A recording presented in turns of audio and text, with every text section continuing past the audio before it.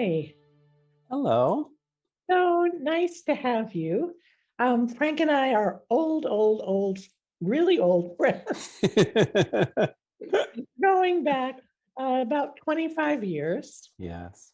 And and and Frank, as you all know, is an expert on internal family systems and working with traumatized parts.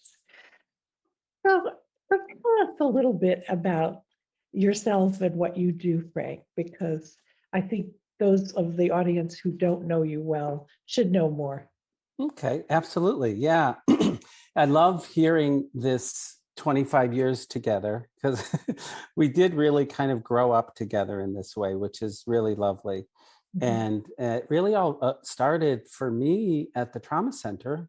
I think for you, Janina, maybe you had started at Judy Herman's program and then moved over to the trauma center. But I was lucky enough to have um, Bessel's trauma center housed in my residency training program. So I had done my residency at Mass Mental Health Center, Harvard Medical School, many, many years ago. Bessel serendipitously had his trauma center there. So I was exposed to working with traumatized folks in the chronically mentally ill population because the hospital that I worked in, you had to be homeless and have no insurance in order to get in. And yet we had this high level analysts teaching us how to work with the chronically mentally ill.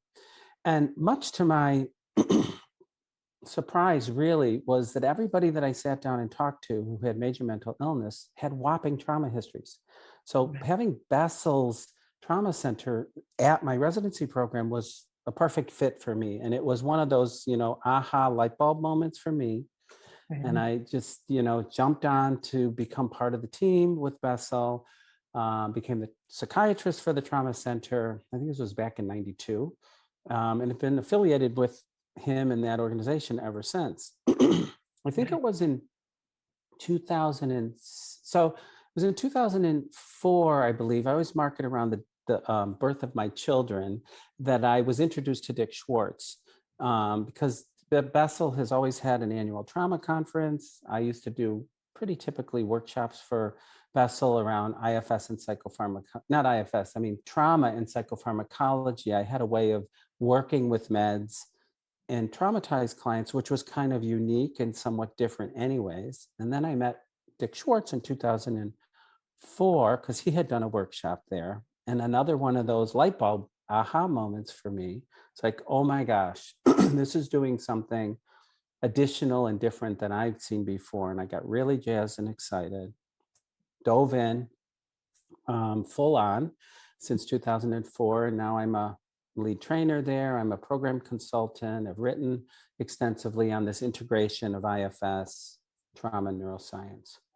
So that's a little bit about me and my history. And I continue to love what I do, which is Mhm. really, really wonderful to have that, passion and work combined in that way. Right. And I think both of us had the experience of a very complex trauma patients, uh, people who came in generally with diagnoses of borderline personality. And I think because we had an ear for the part, it became a way of understanding these patients and whom we really enjoyed, despite the challenges. Well, Janine, I have to say something about that because I don't know what it says about you and me in particular, honestly, because from way back when, we had this reputation of working with the toughest of the toughest. I mean, even in our group, there was something that I've always migrated towards, that intensity and that extreme nature. And I Right, certainly know you did too in this way. So there was this kind of somewhat reputation of us working with the folks with DID, with really intense complex trauma, all the toughest borderlines, this kind of thing. So there is something about us which I haven't quite figured out yet that has been drawn to this really more intense, more difficult, more challenging, more severely traumatized population. right. And luckily, our listeners today are like us, Yeah. right? And Yes. that's why they are joining my course and why they're going to enjoy your thoughts about this very big challenge. I'm asked about it all the time. I'm sure you are too. How? How do we help our clients be able to feel connected and feel for their parts, Yeah. especially with legions of protectors trying to keep emotional connection at bay? It's always a challenging problem. Yeah. Yeah. So you have some very, very creative and helpful thoughts about that. Yeah, absolutely. I mean, the couple things about it, and some of this is from the IFS perspective, but also some of it is from just like sitting with people for years and years. This idea, this concept in IFS is self energy, right? Everybody has, it's the term that IFS uses for this kind of internal resource, this inherent wisdom that we believe that everybody has, even our most severely traumatized clients. The issue for me has always been an access issue. It's very difficult to access that resource, not that it's not there, Right. that there's a way to, it can take years to access Mhm. this inherent wisdom within our clients. And so that's been always a challenge for me, a very difficult thing to work with. So that's one piece. And as protectors get to be known and seen and heard, mostly by the therapist in the beginning, Right. so that they start to relax, they start to feel safer, and then the client self energy can kind of slowly emerge.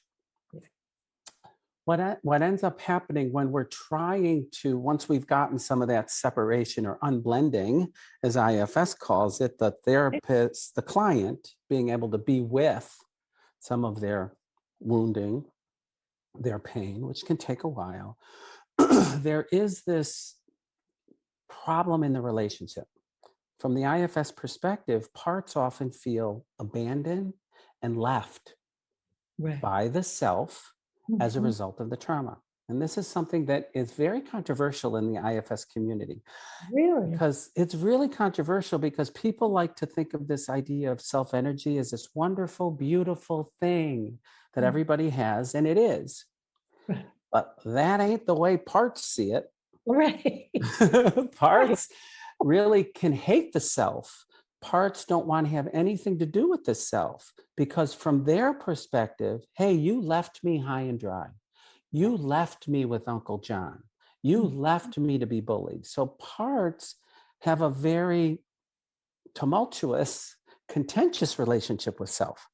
So, Right. it's a very difficult two-way street to establish as a result of trauma. Now, self doesn't leave on purpose. In my view, Mhm. self, that essence is always protected. That's the way I think about it. It doesn't, it's always protected. So, unfortunate byproduct is that parts are left behind to deal with things. So, there Mhm. is this relationship that I talk about, a chasm that is created as a result of trauma. Mhm. And so bringing that ability for our clients to feel toward, to be with these traumatized parts is no easy feat, Right. Absolutely. right? Absolutely.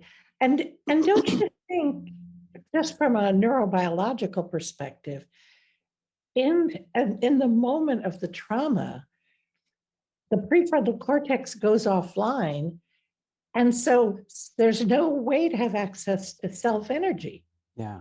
because It's you need the medial prefrontal cortex. Yeah, you need that, at least amongst other things, right? Like at a minimum, I would say, Right. at a minimum, you need to have like the capacity to be with, the Right. capacity to observe instead of be in, Right. because typically when clients are in their parts or parts take over, there's no capacity to be with. There is no ability to separate or be with, and they're just in their, they're reliving. They're reliving a version of Right. something, which is not therapeutic in my perspective. No, I agree. I agree. Yeah. So one of the thoughts, and this comes from some of the research that neuroscientist Tania Singer has done. She's from the Max Planck Institute in Germany. She looked at, she's on a huge study called the Resource Project, and she looked brain scans and neurobiological markers and looking at this difference from the neuroscience perspective, from a neural network perspective, but also from a clinical perspective of empathy and compassion. Okay, this ability to be with, this compassionate stance. Okay, compared to empathic. And a lot of people don't really differentiate these. Sometimes people confuse the terms. Yes, They I interchange them. They use the one and the same. complete them. Sympathy comes up a lot, right? That's another one. And what Tania's research has done, and then I think what I've kind of extrapolated a bit from in the work that we've done all these years, is she defines compassion and empathy as different. And she shows the neurological networks where they're located in the brain, and they're different. So compassion is located in a different part of the brain than empathy is. Right. Right. You want me to keep going, or did you? Yeah. No, that's great. And where do you see, where is compassion located versus empathy in the brain? Yeah, I can't. There's about 5 structures, and I can't. Blah, blah, blah.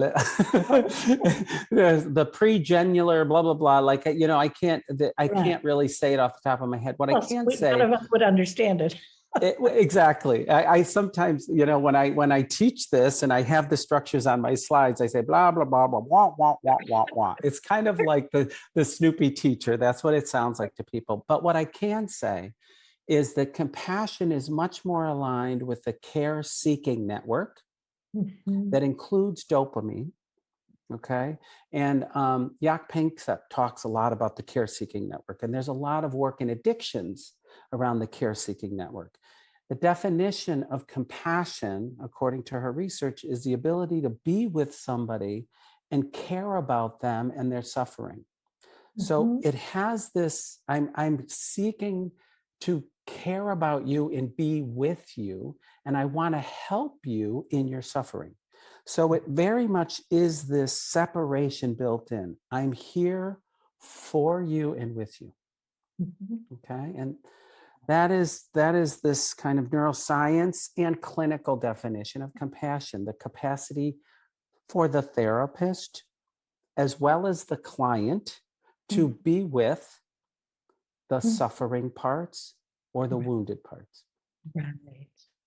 Okay. Now, Yeah. this, according to the research, is different from empathy or empathic resonance. Okay. And empathic resonance, according to Tania Singer's research, involves the insula, the anterior portion of the insula, amongst other structures. So it's a very felt sense. The insula incorporates body sensations and body awareness and integration. So empathy is a much more felt sense of something. And when Dick and I had lunch with Tania, with friends with her, so she when she was in town a couple of years ago, it was really interesting because she talks about this empathic resonance as a being with. It is something that's overwhelming, that we can burn out from.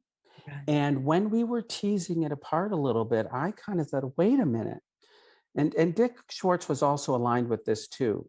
As Tania described empathy, it's not really that we're feeling our clients' suffering.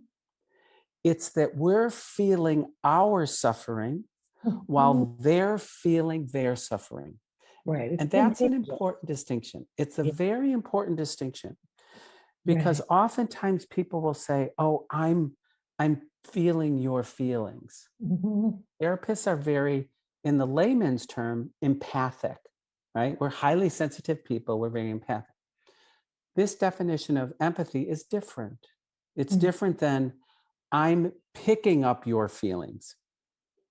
This is, we can walk into a room and say, oh, that guy looks pretty angry. That person looks pretty sad. That's picking up somebody else's feelings. Mhm. This is different. This is, I'm feeling mine while Right. you're feeling yours. It's a resonating with the emotional experience, not the details. Mhm. So Right. it's an empathic resonance.